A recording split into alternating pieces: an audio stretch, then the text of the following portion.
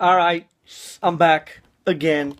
Um, it's the same day as I did the other vlog. Hold up, I did the other vlog. The only difference is I'm shirtless. I took off my sweater. It's pretty hot. It's pretty hot outside. But yeah, Becoming Jane. I watched it right after I watched the other one. This vlog is right after the other one. So yeah, I wrote notes again because I felt that my last vlog went pretty well. I wasn't really all over the place, and I seemed to know what I was talking about. So if I look again, down again, it's because I'm reading. Bam! So, Becoming Jane. It depicts the early life of Jane Austen and her love story with Thomas Langlois Lefroy. Lefroy. Um, Basically, the movie embodies what we already know about Jane because of her books and how her personal life could have inspired her or possibly inspired her to write Pride and Prejudice. Because in the movie, we see her begin to write Pride and Prejudice.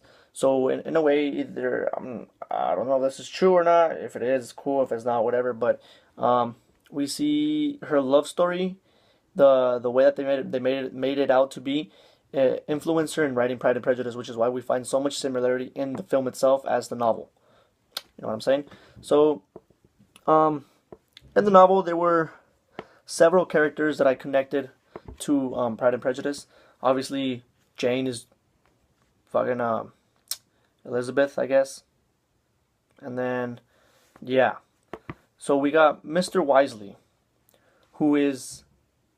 I'll give you background on him. Mr. Wisely asks Jane to take his hand in marriage, but Jane rejects him. So essentially, Mr. Wisely is Mr. Collins because he proposes, but she says no.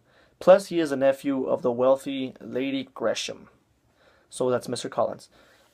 Thomas Lefroy is, in my opinion, Darcy, because in the movie we see how he leaves a bad first impression and already has a bad reputation, just like Darcy did in the book. How his first impression was pretty trash, and people thought his reputation was pretty trash as well. It was shit because of his first impression. Like obviously, like people did not like him because of the way that he was made out, that the way that he behaved.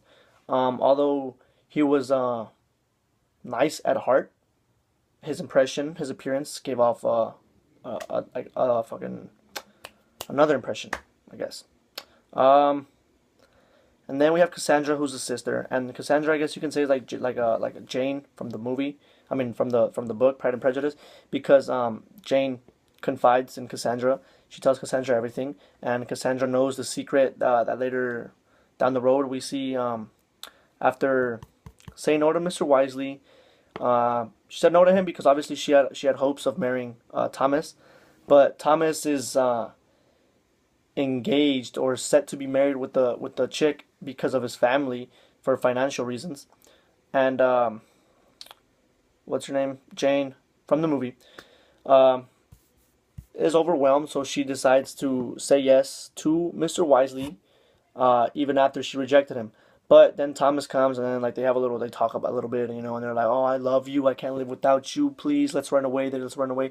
So they run away, but then she later finds out that the reason why he was made to marry, the other chick, and that he had to like support them financially. So she feels really bad. So then they go back. They're like, "We can't be doing this." La la la la. So time passes, and then Thomas has a daughter, and then the movie ends up with Jane reading her novel Pride and Prejudice to Thomas's eldest daughter, whose name is Jane.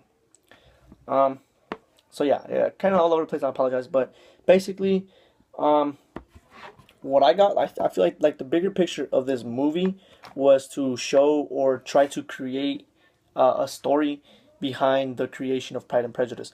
There are the movie is factually based on Jane's life, and her love life because we know that Jane never married. So we see where that comes from, and then we're basically given a story that ties in with why she never married. Could it be true? Is it all true? I'm not quite sure. I didn't really look into like the history or like all this stuff, but I'm pretty sure it's like there are facts. Um, the movie is based on facts. So yeah.